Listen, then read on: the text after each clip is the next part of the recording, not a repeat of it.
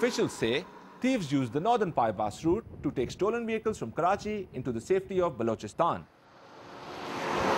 You know, from northern bypass, northern bypass is around 32 kilometers long, and there are dozens of roads leading to Balochistan, and it's very easy to, once you reach on the northern bypass, then you have ample places to go into a deserted area and get your way into the Balochistan territory.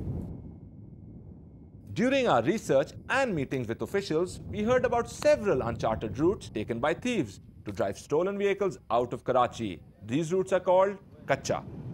It should be between 30 and 40. So when I'm giving you a figure, so this is a figure which is coming in from the police source. I mean, this is how what one of the DIGs shared with me. Initially in the beginning, there were 17, 20, as I mentioned earlier. So we really don't know, but I don't think so they are in hundreds, but they should be close to 30 to 40, you know.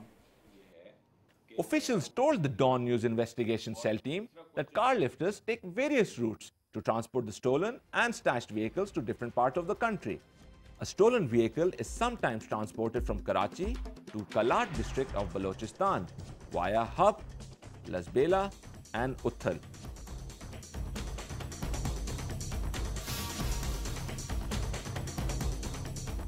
Another route involves the cities of Jamshoro, Dadu, Ladkana, Kubo Said Khan, Jalmagzi to the final destination of Khuzdar in Balochistan. Car lifters also use the route that takes them to Thatta, Hyderabad, Sakkar, Ghotki, Rahim Yar Khan, and finally to Dera Ghadi Khan in Punjab.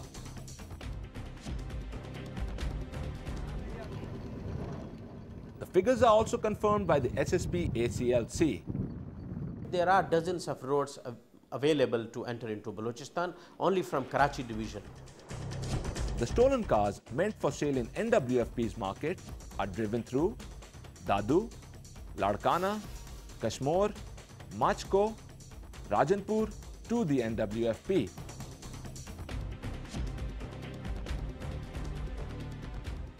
In yet another route, a stolen vehicle is transported to Usta Muhammad via Thatta, Hyderabad, Nawab Shah, Kuba, Sakkar, Shikarpur, Kantkot, Kashmore and Jacobabad.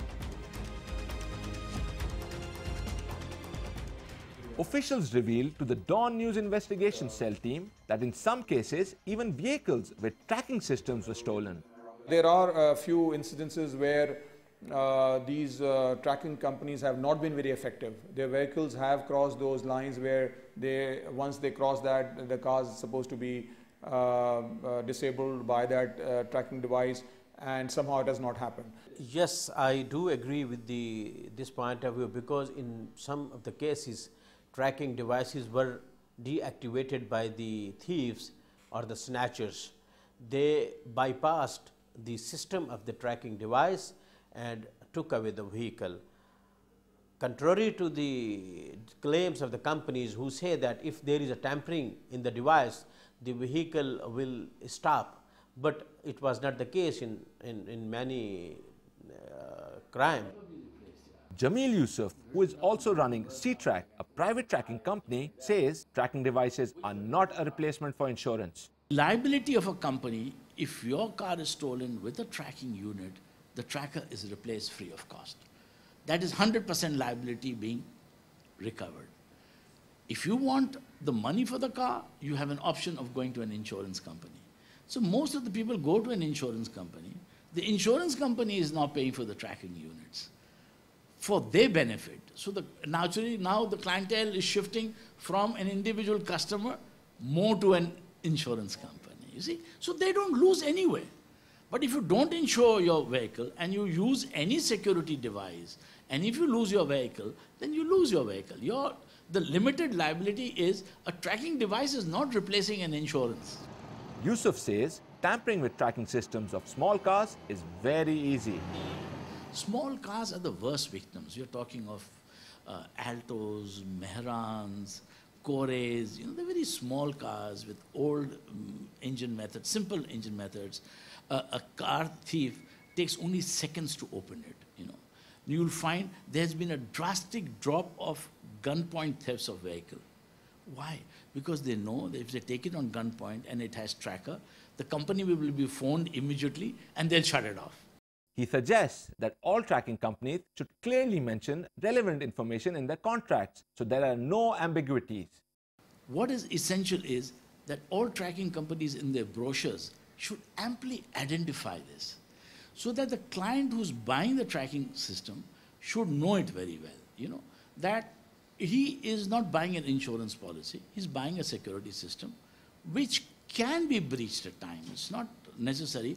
There are many reasons. There are technologies, there are GPS, there are GSM technologies, you're dependent on other service providers.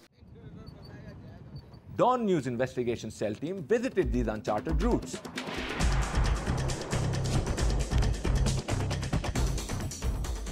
We spotted a few ACLC checkposts on these escape routes.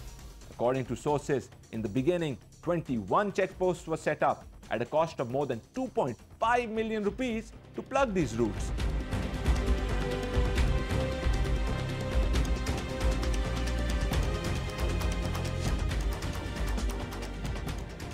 But now, most of them lay abandoned. This is an ideal example of the taxpayers' money going down the drain.